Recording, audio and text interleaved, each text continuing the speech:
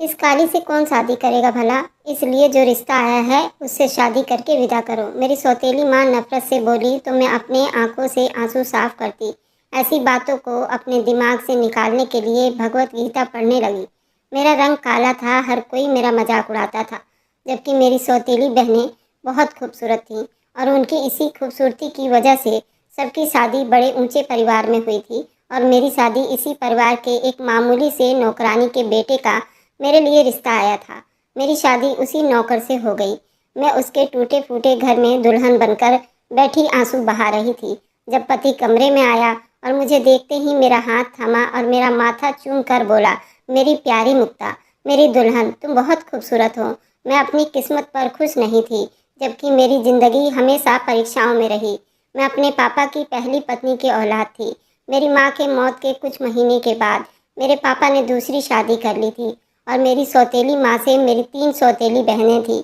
मेरी सौतेली बहनें बहुत खूबसूरत थीं। वह एक से बढ़कर एक थीं, जबकि मैं काली सी थी, इसलिए वह सब मुझे किसी गिनती में नहीं लाती थीं। मेरा काला रंग मेरी बदकिस्मती बन गया। मेरी सौतेली माँ हमेशा मुझे अपनी बेटियों के आगे कुछ भी नहीं समझती थी। मेरी शक्ल में भी उन्हें नफरत थी। जब कभी भी मैंने सौतेली माँ या सौतेली बहनों के बारे में कोई शिकायत अपने पापा से की तो हमेशा उन्हें बेबस पाया। मुझे अपने पापा की बेबसी देखी नहीं जाती, इसलिए मैंने अब सब्र करना सीख लिया था, क्योंकि वो मेरी सौतेली माँ से डरते भी थे। मेरे हक के लिए नहीं बोलते थे। उन्हें डर था अगर मेरी सौतेली माँ नाराज़ हो गई तो वो ये घर छोड़कर चली जाएंगी।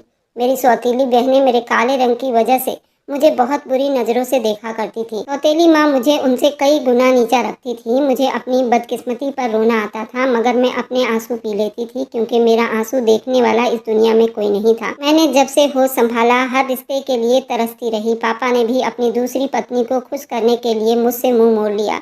अपनी दूसरी बेटियों पर तो जान निछावर करते, मगर मेरे लिए उनका प्यार सिर्फ एक हसरत बनकर रहा। मेरे पापा मेरी सौतेली बहनों के लिए अच्छे अच्छे कपड़े लाते। मैं बड़ी तरसती निगाहों से उन कपड़ों को देखती जो मेरी किस्मत में नहीं थे, बल्कि मैं तो अपनी सौतेली बहनों की उतरन ही पहना करती थी। शायद वही मेरा नसीब था। मैं अपनी किस्मत के लिखे पर राजी थी। शायद उन सब की नफरतें मेरा मुकद्दर थी। एक दिन मैं सबके लिए किचन में नाश्ता बना रही थी। मेरी सौतेली बहन गला फाड़े मुझे आवाज़ देने लगी। मैं सब काम वहीं छोड़कर उसके कमरे की तरफ भागी कि न जाने क्या हुआ जो इस तरह गला फाड़कर चिल्ला रही है। जब मैं उसके कमरे में गई तो वो मुझे नौकर समझकर मेरे ऊपर चिल्लाते हुए बोली, मैंने तुझसे कहा था ना कि मेरे कपड़े प्रेस कर देना, मुझे कॉलेज के लिए देर हो रही है, मगर तुम तो अपनी मर्जी करती हो, किसी की कहाँ सुनती हो। मैं अपने हाथों की उंगलियों को मोड़ते हुए बोली, वह मैं किचन में नाश्ता बना रही थी, मुझे याद नहीं आया, मैं अभी तुम्हारे कपड़े प्रेस कर देती हूँ। तो वह गुस्से से बोली, अब खड़ी मेरा मुंह क्या देख रही हो, जाओ जल्दी ये कपड़े उठाओ और जाकर जल्दी प्रेस करके लाओ। मैंने जल्दी से वो कपड़े उठाए और प्रेस करने दौड़ पड़ी। इतनी देर में मेरी सौतेली माँ मुझे आवाज़ देते हुए बोली, आज इस घर में मुझे नाश्ता मिलेगा या नहीं? ये लड़की तो किसी काम की नहीं है।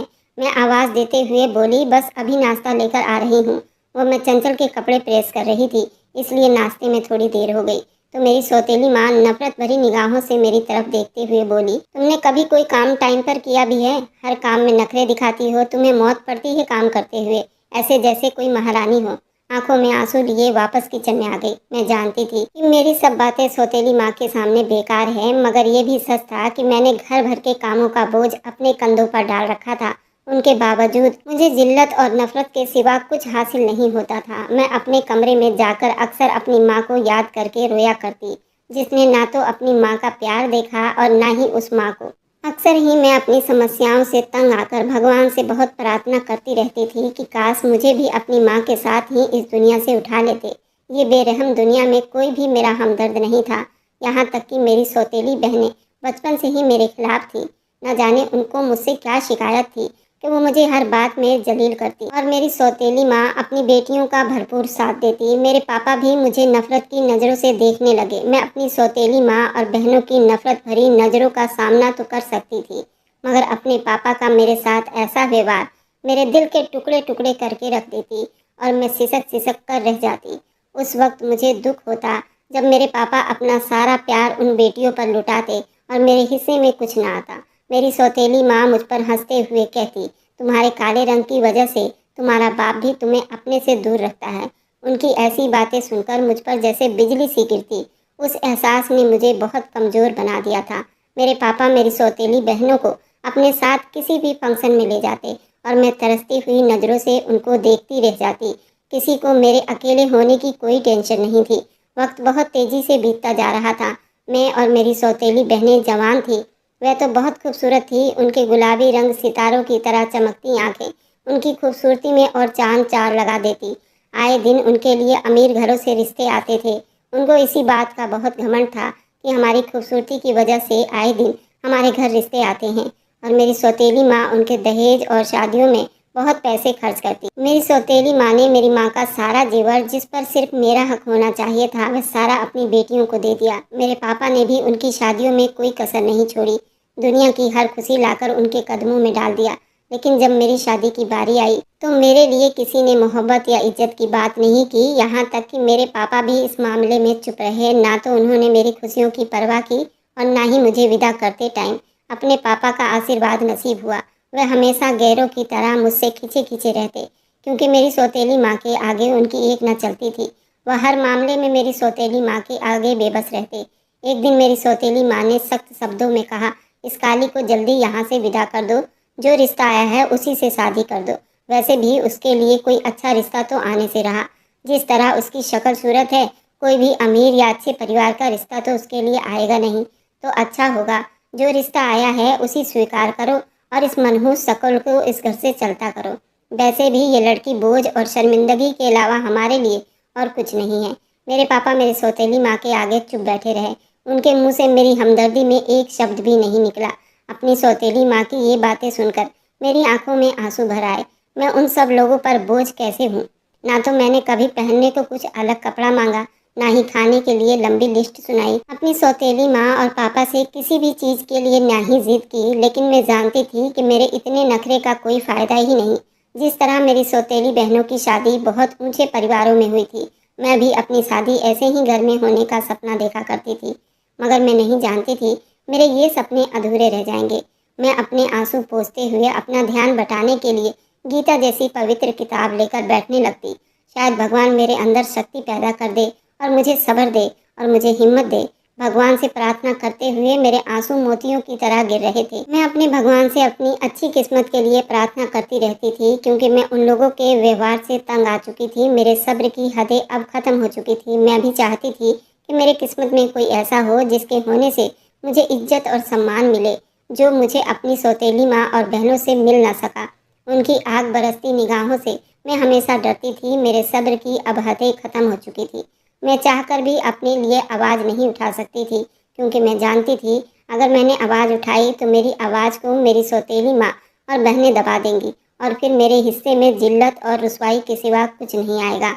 एक दिन मेरी सौतेली बहन अपने पति के साथ आई तो उसका इस तरह का अच्छा पहनावा देखकर मेरे दिल में भी हसरत जागी। मैं भी शादी के बाद ऐसे ही बन सवर कर रहूंगी, मगर वह तो सिर्फ मेरा सपना था जो शायद कभी पूरा ही ना हो सका था। मैं ठंडी आहें भरकर रह गई क्योंकि मेरी किस्मत ऐसी कहाँ थी। मैं भी किसी ऊंचे परिवार में जाती। अपनी शादीशुदा सौतेली बहनों को देखकर मैंने भी अपने सौतेली माँ से बात करने का फैसला किया कि मैं इस नौकरानी के बेटे से शादी बिल्कुल नहीं करूँगी। ये सोचते ही मेरे पसीने छूटने लगे। अगर मैंने ये बात की तो न जाने मेरे ये शब्द क्या असर करेंगे, मगर मैंने हिम्मत जमा की। आज तो अपने हक में बात करके रहूँगी। मेरे दिल में मेरी सौतेली माँ का डर और नफरत का एक जर्रा भी मौजूद नहीं था। मैंने सोचा अपनी सौतेली माँ के आगे रोऊंगी तो शायद उनका दिल पिघल जाएगा और वो मेरी शादी इस नौकर से नहीं करेंगी। मैं डर और घबराहट के मिले जुले असर के साथ अपनी माँ के कमरे में गई तो वो मेरी सौतेली बहन से फ़ोन पर बातें कर रही थी। मैंने तो तुम्हारे पापा से कहा इस कलमुही का रिश्ता वहीं कर दो। कम से कम इस मुक्ता से जान तो छूट जाएगी। मेरा तो जी नहीं चाहता मैं उसकी शक्ल भी देखूं, मगर क्या करूं, मजबूरी है। जब तक कि उसकी शादी नहीं हो जाती उसे इस घर में बर्दाश्त तो करना ही पड़ेगा। मेरे कहने से पहले माँ का ये शब्द मेरे ऊपर बिजली की तरह गिरे और मैं उन्हीं कदमों से वापस आ गई। मेरे दिल में जो उम्मीद की किरण जागी थी मैं अपनी सौतेली माँ को इस रिश्ते के लिए मना कर दूंगी, वहीं पर मेरी उम्मीद अपनी सौतेली माँ की बातें सुनकर दम तोड़ गई थी। मैंने सब कुछ अपनी किस्मत पर छोड़ दिया। जल्दी ही मेरी शादी तय हो गई, वह भी एक मामूली नौकर के साथ। उस दिन मेरी माँ और बहनों ने किसी तरह की कोई खुशी नहीं मनाई, बल्कि मेरे कपड़े और जेवर का मजाक उड़ाती रही।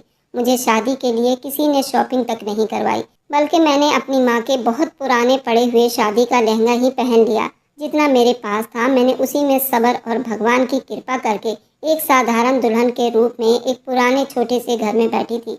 मेरे दिल में कड़वाहट और बेबसी का तूफान उठ रहा था। मैं ही थी, क्योंकि मेरे रोने या हंसने से मेरे पापा के घर किसी पर कोई असर नहीं था। मेरी विदाई वाले दिन मुझे अपनी माँ की कमी बहुत महसूस हुई। वह दिन जो एक दुल्हन के लिए बहुत खास होता है, वह दिन मेरे लिए आम दिनों से ज़्यादा तकलीफ देने वाला बना, क्योंकि कोई भी तो मेरी खुशी में खुश ना था, ना मेरी सौतेली माँ, ना ही मेरी बहन। और जिसकी खुशी मेरे लिए सबसे ज़्यादा प्यारी थी, वो मेरे पापा थे, जिन्होंने मुझे ये तक एहसास नहीं दिलाया कि उनका आशीर्वाद मेरे सर पर मौजूद है। मैं अपने दिल में हजारों अरमानों का गला घोटते हुए उन बेरहम लोगों के चुंगल से निकलकर अपने आम से घर में आ गई। उस दिन मेरा दिल खून के आंसू रोया। शादी की रात मेरा पति मेरे कमरे में आया। मैं नजरें झुकाए उस पुराने कमरे में बैठी थी। मेरे दिल में खुशी और हसरत कुछ भी नहीं था, जबकि मेरे पति के आंखों में मेरे लिए चमक और मोहब्बत थी, जो शायद मेरी जिंदगी में पहली बार किसी ने दी थी। इससे पहले तो मैंने दूसरों की आंखों में अपने लिए सिर्फ नफरत और जिल्लत देखी थी। उन्होंने मेरा माथा चूमते हुए कहा, मेरी प्यारी दुल्हन, तुम दुनिया की सबसे खूबसूरत औरत हो। उनके ये शब्द मेरे दिल पर गहरे निशान छोड़ गए। लेकिन मैं अभी भी अपनी किस्मत से खुश नहीं थी। मुझे लगा ये शब्द मेरे लिए नहीं, बल्कि किसी खूबसूरत और गोरी चिट्टी लड़की के लिए होनी चाहिए, जबकि मैं मामूली शक्ल व सूरत और काले रंग की थी। मगर अब शादी के बाद, जो कि मेरा पति मेरा सब कुछ था, तो उसका यूं तारीफ करना मुझे बहुत अजीब लगा। उनके ये शब्द मेरे कानों में मिठास छोड़ गए। उस दिन मुझे अपने पति की तारीफ करने की वजह से ऐसा लगा जैसे मैं दुनिया की हसीन लड़कियों में से एक हूँ और सारी खूबसूरती मेरे ऊपर आकर ही खत्म होती है। मेरे आंखों में खुशी के आंसू आ गए। मेरे पति ने अपनी उंगली के ऊपर मेरे आंसू रोकते हुए बोले, ये आंसू तुम्हारी आंखों में दोबारा ना आए, क्योंकि मेरे लिए ये बहुत कीमती है, जिन्हें मैं बिल्कुल भी खराब होने नहीं दूंगा। मैं तुमसे वादा करता हूँ कि मैं तुम्हारे बीते हुए ज़िंदगी में सारे दुखों को मिटा दूंगा और तुम्हारी आने वाली ज़िंदगी खुशियों से भर दूंगा। मुझे मेरे पति की इन बातों से बहुत हौसला मिला। मैं तसल्ली में हो गई कि शायद मेरी आने वाली ज़िंदगी खुशियों से भरी होगी। मुझे भी खुशियाँ नसीब होगी, जिनके लिए मैं आज तक तरसती रही। मेरे पति के साथ मेरी एक नई ज़िंदगी की शुरुआत हो चुकी थी, जिसमें मैं अपने पति के साथ किसी हद तक खुश भी थी, मगर दिल में एक डर था। अपने पति के घर कदम रखते ही मैंने जब उस छोटे से टूटे फूटे मकान को देखा, कच्चे फर्श, पुराने फर्नीचर, दीवारों पर से उतरती सीमेंट ने मुझे ये एहसास दिलाया, ये घर मेरी पुरानी ज़िंदगी से भी ज़्यादा मुश्किल होगा। मगर मेरे पति के बातों से लगता था जैसे मेरे आने वाली मुश्किलें और परेशानियां अब खत्म हो जाएगी, जो कि मैं अपनी पहली ज़िंदगी में देख चुकी थी। मेरे पति के अलावा और मेरे अलावा इस घर में दूसरा कोई नहीं था, क्योंकि ललित मेरे घर में पुरानी नौकरानी का बेटा था और ललित की माँ एक कैंसर की मरीज थी, जो कुछ दिन पहले ही उनकी मृत्यु हुई थी। और ललित अपने माँ का इकलौता बेटा था, जो अब अकेला रहता था। उसने कुछ दिन पहले ही हमारे घर काम शुरू किया था। वह हमारे घर का ट्रैक्टर चलाया करता था। वह छोटी मोटी हमारे घर का काम भी कर दिया करता था, इसलिए मैंने उसको कई बार आते जाते देखा था और बात भी करती थी, क्योंकि मैं खुद अपने घर में एक नौकरानी की तरह ही रहती थी।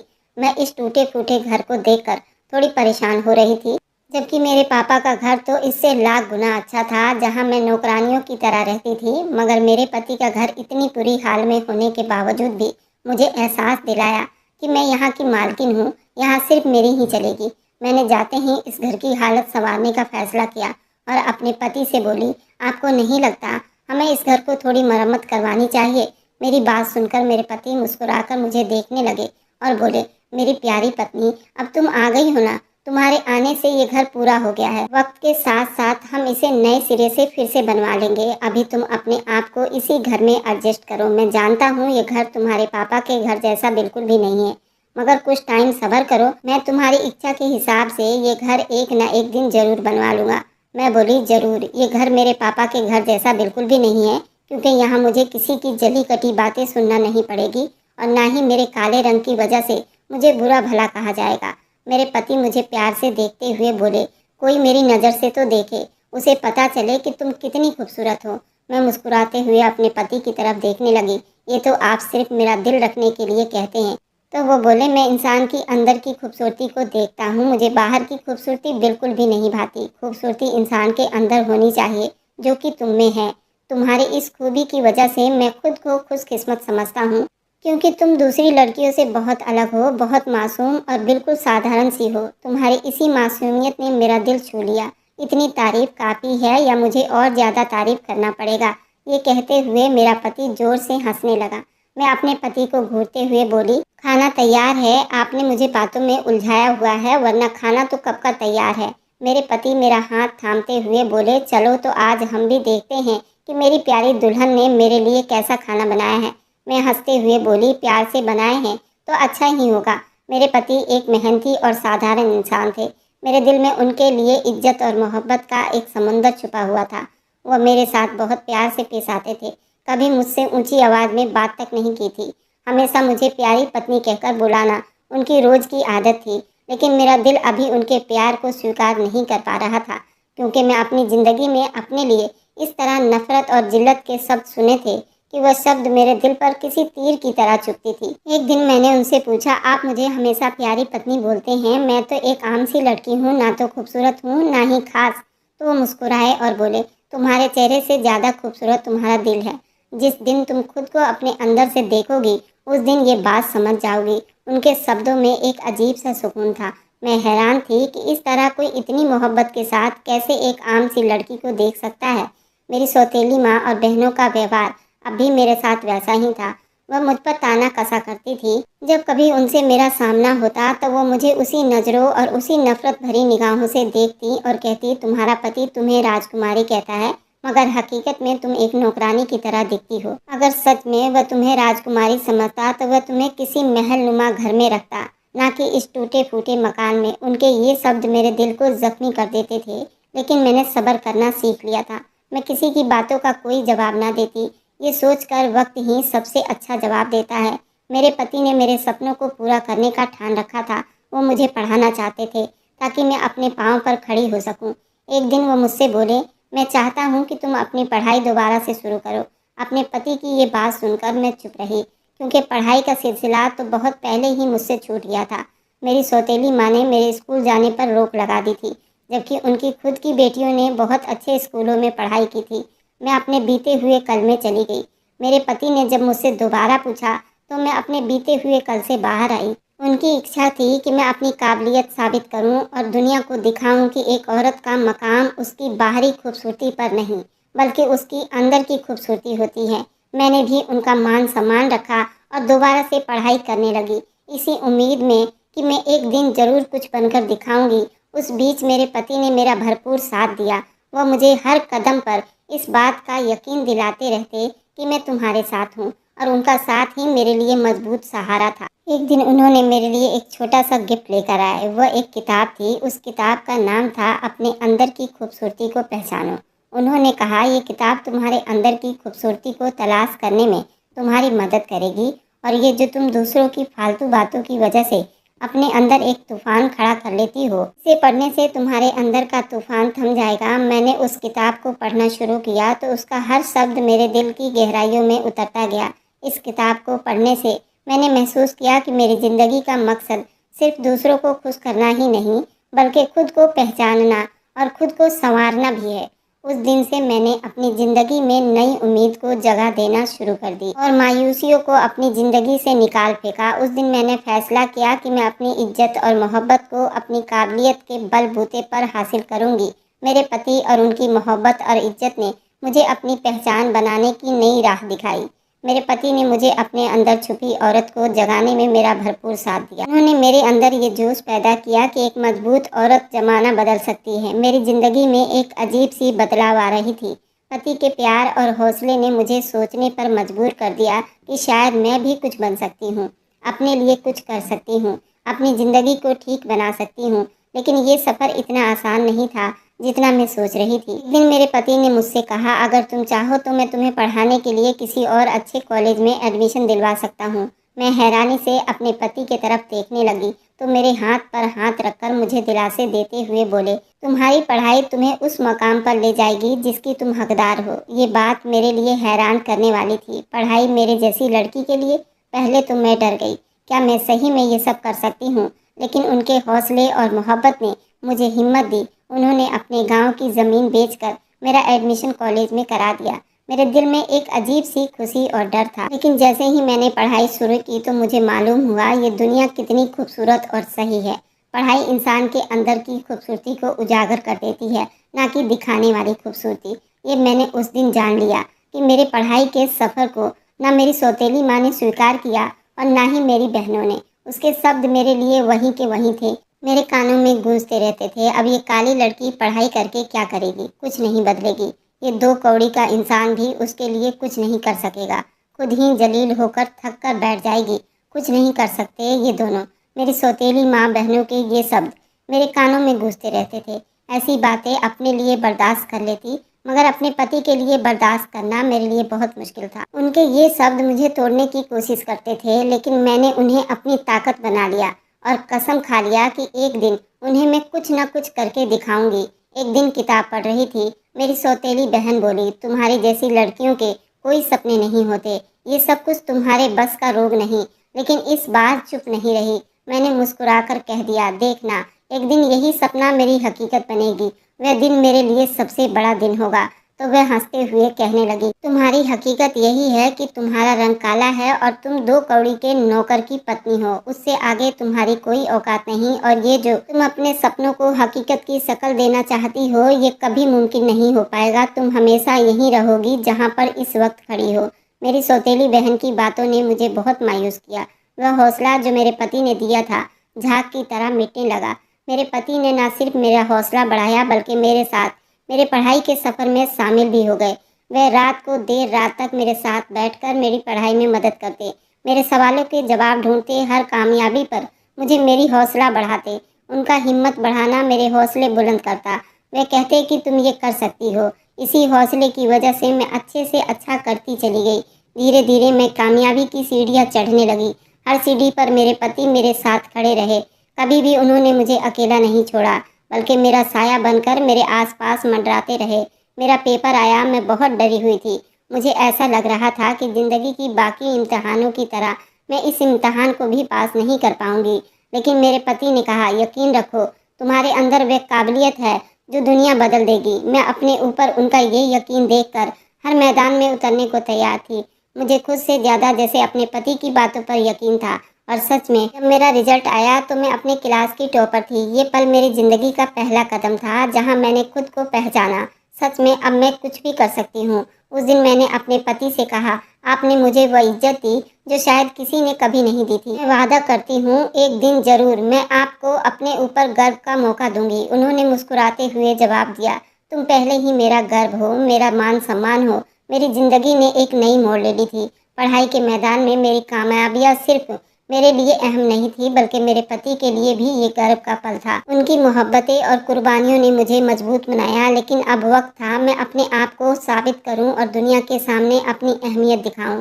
क्योंकि अब मैं वह कमज़ोर और मायूस भरी लड़की नहीं थी, बल्कि एक मजबूत और हिम्मत वाली लड़की बन चुकी थी, जिसके लिए कुछ भी नामुमकिन नहीं था। एक दिन मेरे स्कूल के प्रिंसिपल ने मुझे बुलाया और कहा, हमें एक स्पीच के लिए स्टूडेंट की ज़रूरत है और हम चाहते हैं कि तुम इस स्पीच में हिस्सा लो। ये सुनते ही मेरे दिल में एक डर की लहर दौड़ गई। मैं जो कभी खुद पर यकीन नहीं रखती थी, जिसके अंदर खुद ताकत और भरोसा नहीं था, वह दूसरों के सामने एक शब्द भी बोल पाएगी। कैसे वह मुक्ता सबके सामने खड़े होकर बात कर सकती थी। लेकिन मेरे पति ने मुझे हौसला दिया, याद रखो, ये मौका तुम्हारे सपनों की शुरुआत का पहला कदम है। हिम्मत करो, तुम ये कर सकती हो। कोई भी काम इंसान के बस से बाहर नहीं। मैंने डरते हुए उस कंपटीशन को स्वीकार किया, क्योंकि इसमें मेरे पति की खुशी और उनकी सहमति शामिल थी। वे चाहते थे कि मैं ये चैलेंज को एक्सेप्ट करूं और जीतूं। मैंने घर आकर अपनी स्पीच की तैयारी की। जब कंपटीशन का दिन आया तो मेरा दिल डर और जोश के अजीब दोराहे पर आकर खड़ा था। मगर एक डर अभी भी मेरे अंदर बाकी था कि न जाने इतने लोगों के सामने मैं बोल भी पाऊंगी या नहीं। मैंने खुद को हौसला दिया कि मुझे ये करना होगा, मेरे अपने लिए नहीं तो एक इंसान के लिए जो मुझे यहाँ तक पहुँचाने की वजह बने। इसलिए मैं स्टेज पर जाने से पहले ये फैसला कर चुकी थी, मैं ये कंपटीशन किसी भी हाल में जीत कर रहूँगी। चैलेंज के बीच में मैंने डरते हुए स्टेज पर कदम रखा। वहाँ मौजूद सैकड़ों आंखें मेरी तरफ देख रही थी। स्पीच देते हुए मेरी आवाज़ कांप रही थी, लेकिन फिर मुझे अपने पति के वह शब्द याद आ गए, यकीन रखो तुम बदल सकती हो। उन शब्दों ने मेरे अंदर एक अलग सी ऊर्जा पैदा कर दी। सोच आते ही मैंने दिल थामकर अपनी स्पीच चालू रखी। इस स्पीच के बोल मेरे दिल से निकल रहे थे और उनका असर भी उन दिलों तक पहुंचा। जब मैंने स्पीच खत्म की तो पूरा हॉल तालियों से गूंज उठा। ये पल मेरी जिंदगी का पहला पल था जब मुझे लगा कि मैं सच में कुछ कर सकती हूँ और मुझ में कुछ करने की हिम्मत मौजूद है। उस स्पीच कंपटीशन में मुझे पहला इनाम मिला। प्रिंसिपल ने मुझे स्टेज पर बुलाकर इनाम दिया और कहा, हमें तो तुम पर गर्व है। तुमने सिर्फ अपने लिए नहीं बल्कि अपने कॉलेज का नाम भी रोशन किया है। प्रिंसिपल के ये शब्द मेरे आत्मा तक को हिलाकर रख दिए थे। मैंने वह इनाम अपने पति के हाथों में थमाया और कहा, इस पर केवल आपका ही हक है, क्योंकि अगर आप ना होते तो मैं कभी ये हासिल न कर पाती। उन्होंने खुशी से कहा, ये तुम्हारी मेहनत का नतीजा है। ये तो अभी सिर्फ पहली मंजिल थी, अभी तो तुम्हारी कामयाबियों की शुरुआत हुई है। वो मेरा हाथ अपने हाथों में लेते हुए बोले, मैंने तुमसे कहा था ना कि तुम्हारे अंदर सब कुछ करने की हिम्मत है, और देखो आज तुमने कर दिखाया। मैं अपनी आंखों में अपने पति के लिए प्यार का ये समुंदर देखते हुए बोली, ये सब आपकी मेहनत और हौसले का नतीजा है जो मैं आज यहाँ इस मुकाम पर खड़ी हूँ। मेरी कामयाबी की खबर पूरे मोहल्ले में फैल गई। वह लोग जो कभी मेरे रंग रूप और हैसियत का मजाक उड़ाते अब मुझे बधाई देने आ रहे थे। मेरी सौतेली माँ और बहनें जो हमेशा मेरे हौसले पर ताना मारती थी अब चुप थी। उनके चेहरे पर हैरानी साफ दिखाई दे रही थी। वह जो मुझे उठते बैठते काले रंग की वजह से ताना मारती थी, अब मेरे सामने उनकी निगाहें झुकी हुई थी। इस स्पीच के चैलेंज ने वह पल मेरे लिए उम्मीद की एक किरण थी। मैंने अपने आप में वादा किया कि मैं इस सफ़र को यहीं ख़त्म नहीं करूंगी। ये कामयाबी मेरी मंजिल की शुरुआत थी और अब मुझे अपनी खुद की पहचान बनानी थी, क्योंकि मुझे ये हौसला बहुत ही मेहनत से नसीब हुआ था। और उसके बाद मैंने अपने आप में बहुत से बदलाव महसूस की। इंसान की बाहरी खूबसूरती कुछ भी मायने नहीं रखती, बल्कि अंदरूनी खूबसूरती ही इंसान की असल खूबसूरती होती है। स्पीच कंपटीशन के कामयाबी ने मेरी ज़िंदगी में एक नया जोश और उमंग पैदा कर दिया था। मैंने अपनी पढ़ाई को और ज़्यादा गंभीरता से लेना शुरू कर दिया। मगर हकीकत में कामयाबी का सफ़र कभी आसान नहीं होता। ज़िंदगी ने मुझे नए चैलेंज और इम्तिहान के लिए तैयार कर दिया था, और मैंने चैलेंज को पूरा करने के लिए खुद को मजबूत बना चुकी थी। एक दिन मेरे पति ने मुझसे कहा, तुमने ये साबित कर दिया कि तुमने बहुत हिम्मत और काबिलियत है। अब वक्त है कि तुम अपने सपनों को हकीकत में बदलने के लिए कुछ बड़ा करो। कुछ ऐसा करो जो तुम्हारी पहचान से दूसरों को फ़ायदा पहुँचे। उन्होंने मेरे दिल में एक नया सपना दिखा दिया। मैंने फैसला किया कि मैं अपनी पढ़ाई पूरी करने के बाद एक टीचर बनूंगी। मेरा सपना था कि मैं उन लड़कियों के लिए एक उम्मीद की किरण बनूंगी और उन लड़कियों में भी वह ताकत और उम्मीद भरूंगी जो मेरी तरह परेशान, मायूस और अपनी ज़िंदगी से हारी हुई हों। मेरा ये सपना जितना खूबसूरत था उतना ही मुश्किल भी था। मेरी समस्याएं अपनी जगह थी। मेरी सौतेली माँ ने हमेशा की तरह मेरे रास्ते में मुश्किलें पैदा करने की बहुत कोशिश की, ताकि मैं अपनी जैसी लड़कियों की आवाज़ न बन सकूं। एक दिन उन्होंने ताना मारते हुए कहा, टीचर बनने का सपना देखने वाली काली लड़की शायद पागल हो गई है। कोई तुम्हें स्वीकार नहीं करेगा। तुम्हारे जैसे रंग की लड़कियां टीचर नहीं बल्कि नौकरानियां बनती हैं। उनके ये शब्द मेरे दिल को जख्मी करके रख दिए थे। मुझे हौसला देने के बजाय ऐसे शब्द इस्तेमाल करके मुझे कमज़ोर करने की कोशिश की जा रही थी। लेकिन मेरा पति हमेशा मेरे साथ खड़े रहे। उन्होंने कहा, लोग तुम्हें रोकने की कोशिश करेंगे, तुम्हारे रास्ते में बहुत सी रुकावटें भी पैदा करेंगे, लेकिन तुम्हें अपने सपने के लिए लड़ना है। बस तुम उन लोगों की बातों को इग्नोर करते हुए आगे बढ़ती जाओ। मंजिलें खुद ब खुद तुम्हारे रास्ते से साफ होती जाएंगी। भूल जाओ कि तुम्हारी ज़िंदगी में ऐसे भी लोग हैं जो तुम्हारी कामयाबी से खुश नहीं होते, बल्कि तुम्हें तोड़ने की कोशिश करते हैं। मैंने अपनी पढ़ाई के लिए एक स्कॉलरशिप के लिए अपील की। ये स्कॉलरशिप उन लोगों के लिए थी जो मेहनती और कुछ कर दिखाने की हिम्मत रखते थे, लेकिन मजबूरी की वजह से पीछे रह जाते थे और अपनी पढ़ाई पूरी नहीं कर पाते थे। मैंने अपने पति की समस्याओं को मद्देनज़र रखते हुए ये अपील की थी, क्योंकि मैं और ज़्यादा अपने पति को तंग नहीं करना चाहती थी। मैंने दिन रात मेहनत की और सारा ध्यान अपनी पढ़ाई पर खर्च किया। भगवान से प्रार्थना करती रही मेरा ये सपना पूरा हो जाए। जब स्कॉलरशिप के पेपर हुए तो मेरा दिल डर और उम्मीद के बीच में झूल रहा था, और मैं अपने भगवान से प्रार्थना कर रही थी स्कॉलरशिप की लिस्ट में मेरा नाम आ जाए, ताकि मुझे किसी भी तरह की मुश्किल का सामना न करना पड़े। जब मैंने लिस्ट में अपना नाम देखा तो मैं खुशी से झूम उठी थी। मेरा नाम उस लिस्ट में सबसे ऊपर था। मैंने भगवान से प्रार्थना की अपने पति को ये खुशखबरी सुनाई। उन्होंने कहा, ये तुम्हारी मेहनत का ही फल है और मैं जानता हूँ कि तुम आगे भी कामयाब होती रहोगी। कामयाबी हर कदम पर तुम्हारे इंतज़ार में रहेगी। मेरी उस कामयाबी ने मेरे मोहल्ले और परिवार में एक नई जंग छेड़ दी थी। वे लोग जो पहले मुझे दो कौड़ी का समझते थे, इन नज़रों से देखा करते थे, अब वही लोग मेरी तारीफ करते नहीं थक रहे थे। मेरी सौतेली माँ जो हमेशा मेरे खिलाफ बोलती थी, अब चुप थी। मेरी बहनें जिनकी शादियाँ ऊंचे परिवार में हुई थी, मेरे सामने झुकी रहती थी। शायद उन्हें ये एहसास हो रहा था, किसी की ज्ञान और रंग हैसियत की मोहताज नहीं होती। मुझे एहसास हुआ, अगर इंसान मेहनत करे तो वह सब कुछ हासिल कर सकता है, जो मैंने कभी खुद में महसूस नहीं की थी। कमज़ोर और सहमी हुई लड़की अब एक ताकतवर बन चुकी थी। स्कॉलरशिप हासिल करने के बाद मेरी ज़िंदगी ने एक नया मोड़ लिया। मेरे कदमों में एक नई मजबूती थी और दिल में नए सपने की उमंग। मैंने अपनी पढ़ाई का सफ़र पूरी लगन और मेहनत के साथ चालू रखा, मगर कामयाबी के रास्ते में समय समय पर काफ़ी मुश्किलों का सामना करना पड़ा था। मेरे गांव के पास शहर के स्कूल में मुझे पढ़ाने के लिए मौका मिला। पहला मौका था जब मैंने अपने सपनों को हकीकत में बदलते हुए देखा था। मैं बहुत खुश थी क्योंकि मुझे अपने सपने हकीकत में बदलते हुए दिखाई दे रहे थे। वह सपना जो मैंने शायद कभी देखे भी नहीं थे। जब मैं पहली बार बच्चों के सामने खड़ी हुई तो मेरा दिल डर और खुशी से धड़क रहा था। एक ऐसी खुशी जो मैंने आज से पहले कभी महसूस नहीं की थी। लेकिन जैसे ही मैंने पढ़ाना शुरू किया, मुझे एहसास हुआ यही मेरी मंजिल है। मुझे उस मंजिल की तलाश थी। उस दिन ऐसा लगा जैसे मेरी तलाश पूरी हो गई हो। बच्चे मेरी बातों को दिलचस्पी से सुनते थे और उनकी आंखों में कुछ सीखने की उमंग थी। यही मुझे और ज़्यादा मेहनत करने पर उकसाती थी और मैं उन्हें और मेहनत से पढ़ाने लगी। मेरे प्रिंसिपल, स्कूल के और स्टाफों ने मेरे पढ़ाने के जज्बे और काबिलियत की सराहना उन लोगों में शुरू हो गई थी और कहा कि तुम में वह जज्बा है जो एक टीचर में होना चाहिए। मेरी कामयाबी की खबर जैसे जैसे फैल रही थी, समाज का व्यवहार मेरे साथ वैसे ही बदल रहा था। वे लोग जो कभी मेरे रंग रूप पर ताना कसते थे, अब मेरी मेहनत की सराहना करते नहीं थक रहे थे। शायद उनके दिल में पछतावा था, लेकिन उनके गुरूर ने उन्हें कुछ कहने ना दिया। मगर उनकी आंखें बता रही थी, उनको अपने किए पर पछतावा है। उनका सौतेलापन उनको मेरे करीब आने से रोक रहे थे। जब मेरी पढ़ाई पूरी हुई तो मैंने गवर्नमेंट स्कूल में पढ़ाने के लिए पेपर निकाला। ये मेरे लिए एक बड़ी कामयाबी थी, लेकिन साथ ही एक चैलेंज भी था। ये स्कूल बड़े शहर में था, ये मेरे गांव से काफ़ी दूर था। उसके लिए मुझे अपने पति को छोड़ना पड़ता और उनका काम यही गांव में ही था। उन्होंने अपनी ज़मीनें तो पहले ही बेच दी थी ताकि वो मुझे कामयाब बना सके। अब उनके पास सिर्फ उनकी नौकरी ही थी। मैं उलझन में थी। क्या मैं अपने सपनों के लिए उनकी दूरी बर्दाश्त कर सकती थी? मेरे पति ने मेरी उलझन को सुलझा दिया और कहा, ये मौका तुम्हारे लिए बहुत अहम है। मैं तुम्हें रोकूंगा नहीं, बल्कि तुम्हारे हर फैसले में तुम्हारा साथ दूंगा। अगर तुम वहाँ जाना चाहती हो तो खुशी खुशी जाओ। मुझे तुम्हारे वहाँ जाने पर कोई ऐतराज़ नहीं, क्योंकि मैं तुम्हारे रास्ते में रुकावट नहीं बनना चाहता। ये बात सुनकर मेरा दिल भर आया।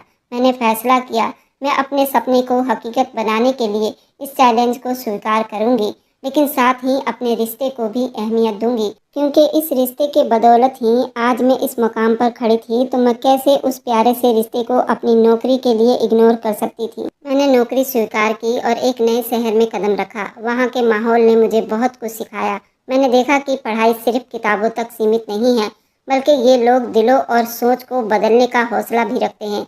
मेरी पढ़ाई ने मुझे न सिर्फ एक टीचर के तौर पर स्वीकार किया, मैंने कई ऐसे बच्चों को बेहतर बनाया जो समाज की नज़रों में नाकाम समझते थे और जिन्होंने समाज की बातों में आकर अपने अंदर की बहादुर इंसान को बिल्कुल ख़त्म कर लिया था। मेरी बातों और मेरे हौसलों से उनकी काबिलियत उभर कर सामने आई थी। मैंने उनके अंदर का हिम्मत और हौसलों को उजागर किया, जो शायद मुझ में पहले कभी नहीं थी। मैं चाहती थी कि जिस तरह मैं एक मजबूत इंसान बन चुकी हूँ, मेरे स्टूडेंट भी बिल्कुल इसी तरह अपने आप को मजबूत बना ले। मेरी कामयाबी की खबर जब मेरे गांव तक पहुंची तो वे लोग फक्र से मेरी बात करते हुए नहीं थक रहे थे। सौतेली माँ ने एक दिन फ़ोन पर मुझसे कहा, मैंने तुम्हें कभी अहमियत नहीं दी, लेकिन आज मुझे तुम पर फ़क्र है। ये शब्द मेरे दिल को सुकून देने के लिए काफ़ी थे। उन शब्दों ने मेरे अंदर और ज़्यादा हिम्मत बढ़ा दिए थे। मैं और ज़्यादा ऊंची उड़ान भरूं। उस दिन मैंने जाना कि जब इंसान अपने इरादे और मेहनत के साथ आगे बढ़ता है तो दुनिया खुद उसके रास्ते साफ करने लगती है। मेरी ज़िंदगी कामयाबी के रास्ते पर चल पड़ी थी, लेकिन ज़िंदगी हमेशा परीक्षाओं से खाली नहीं होती। नए शहर में नौकरी के बाद मैं न सिर्फ अपने सपनों को पूरा करने का सफ़र तय किया, बल्कि कई बच्चों के सपनों को भी हकीकत में बदलने का कारण बनी। लेकिन इस सफ़र ने मुझे ऐसी हकीकतों से सामना करवाया जिनका सामना करना मेरे लिए आसान नहीं था। मेरी काबिलियत और मेरी मेहनत ने जल्दी ही मुझे इस शहर में मशहूर कर दिया। यहाँ के माँ बाप अपने बच्चों की समस्याएं लेकर आते और मेरे बताए गए बातों पर अमल करते। मेरे स्टूडेंट ने न सिर्फ पढ़ाई को लेकर जज्बा रखते थे, बल्कि पूरी दुनिया को जीतने की जज्बा रखते थे। स्कूल में एक स्पीच में मेरे बारे में कहा गया, ये टीचर किताबें नहीं पढ़ाती, ये ज़िंदगी का सबक भी देती है। ये तारीफ मेरे लिए एक इज्जत था। लेकिन जैसे जैसे शोहरत बढ़ती गई, मैं अपने पति के बगैर ज़िंदगी में कमी महसूस करने लगी। उनके बगैर ये कामयाबियाँ मुझे अधूरी लग रही थी। मैं ये कामयाबियाँ उनके साथ मिलकर मनाना चाहती थी, जो कि उनका हक था। उनसे दूरी का मुझे एहसास होता। मैं चाहती कि उनके करीब रहकर अपने सपनों को पूरा कर पाऊँ। एक दिन मेरे पति ने मुझे कॉल पर कहा, मैं तुम्हारी कामयाबियों पर बहुत खुश हूँ, लेकिन तुम्हें देखे बिना दिन नहीं गुजरता। अब बड़ा मुश्किल है। उनकी ये बातें मेरे दिल को छू गई। मैंने महसूस किया मेरी कामयाबियों के पीछे उनकी कुर्बानियाँ छुपी हुई थी और मैं उनके साथ वक्त नहीं बिता पा रही थी। मैंने फैसला किया, अब कुछ भी हो जाए, मैं अपने पति के साथ रहूँगी। मैंने यहाँ सरकारी क्वार्टर ले रखा था। मैंने अपने पति को अपने पास बुलाने के लिए बहुत विनती की, वे आकर मेरे साथ रहें। और मेरे पति ने मुझे पढ़ाने के लिए जो अपनी ज़मीन गिरवी रखी थी, वह भी मैंने छुड़वा लिया था। अब मैं चाहती थी वह यहाँ शहर में आकर मेरे साथ रहें। यहाँ शहर में मुझे हर चीज़ की सुविधा थी। आज मैं जो कुछ भी थी अपने पति के बदौलत थी, और वह मेरी सारी दुनिया थे और वही मेरी ताकत थे। उन्होंने मुझे एक हिम्मत वाली औरत बनाया था और समाज से लड़ना सिखाया था। वह भी बहुत पढ़े लिखे थे, लेकिन एक गरीब इंसान थे। लेकिन उनका दिल बहुत बड़ा था। जब वो शहर में मेरे पास आए तो मैं उनको घंटों पकड़कर रोती रही। अब दोनों की ज़िंदगी बहुत अच्छी बीत रही थी। अचानक गांव से एक फ़ोन ने मुझको हिलाकर रख दिया था। वो मेरी माँ का फ़ोन था। जो माँ मुझसे कभी सीधे मुँह बात नहीं करती थी, आज वो मुझसे विनती कर रही थी। और जो बात उन्होंने मुझे बताई, मेरे पैरों तले से ज़मीन निकल गई थी। मेरी सौतेली बहन, जो मुझे अपने जूतों के नोक पर रखती थी, आज बुरी तरह परेशान थी, क्योंकि उसके पति की एक्सीडेंट हो गई थी और उसने मौके पर ही अपनी जान गंवा दी थी। उसके 2 बच्चे भी थे और सास ससुर उसको रखने के लिए तैयार नहीं थे। और मेरे पिता अब बहुत बूढ़े हो गए थे, उनको कमाकर नहीं खिला सकते थे। मेरी और बहनों ने तो अपना हाथ खड़ा कर लिया था कि हमारे पास इतने पैसे नहीं हैं, हम तुम्हारा गुजारा कैसे करें। अब उन्होंने मुझसे उम्मीद लगाई थी और मेरे पिता ने भी रोते हुए कहा कि बेटा, अब तू ही सहारा है, तू चंचल को और उसके बच्चों को शहर में बुला ले। चंचल की नौकरी कहीं पर लगवा दे ताकि वह अपने बच्चों का पेट पाल सके। मैं अपने पापा की इस तरह आवाज़ सुनकर तड़प उठी और उन सभी का टिकट भेजकर उनको शहर बुला लिया और चंचल के बच्चों का एडमिशन सरकारी स्कूल में करवा दिया और चंचल को भी एक प्राइवेट कंपनी में जॉब दिलवा दी, जो कि रिसेप्शन पर बैठना था। सुबह 9 बजे से 2 बजे तक की ड्यूटी थी। मात्र 15,000 रुपये तनख्वाह थी। उसे अपने बच्चों को देखने का भी टाइम मिल जाता था। अब चंचल दिल लगाकर मेहनत कर रही थी और अपने किए पर रोज पछताती थी और मुझसे कई बार माफ़ी मांग चुकी थी। जब मेरे पापा गांव से दिल्ली आए और मुझे सीने से लगाए तो मैं कितने घंटों उनके सीने से लगकर रोती रही। पहली बार मेरे पिता ने मुझे गले से लगाया था। मम्मी पापा मेरे साथ ही रहते थे और चंचल अपने बच्चों के साथ अलग फ्लैट में रहती थी और मेरे पति मेरे साथ ही रहते थे। मेरे मम्मी पापा मुझे और मेरे पति से कई बार माफ़ी मांग चुके थे। मेरे पापा मेरे पति से कहने लगे, जो काम मुझे अपनी बेटी के लिए करना था वह तुमने कर दिखाया। तुम दुनिया के सबसे बेहतरीन आदमी हो, जिसने एक औरत को हिम्मत और ताकत दी और समाज में सर ऊंचा करके चलने की ऊंचाई दी। आप लोग बताइए, क्या मुक्ता को अपने माँ बाप को और अपनी बहन को माफ़ कर देना चाहिए था या नहीं? अगर आपको आज की कहानी पसंद आई है तो वीडियो को ज़रूर लाइक कर दीजिएगा और अपने दोस्तों के साथ शेयर भी कर दीजिएगा। और हाँ, अगर आपने अभी तक हमारे चैनल को सब्सक्राइब नहीं किया है तो ज़रूर सब्सक्राइब कर लें। मिलते हैं हम अपनी कल की एक और नई दिलचस्प कहानी के साथ। मुझ पर सदा अपना प्यार और स्नेह बनाए रखें।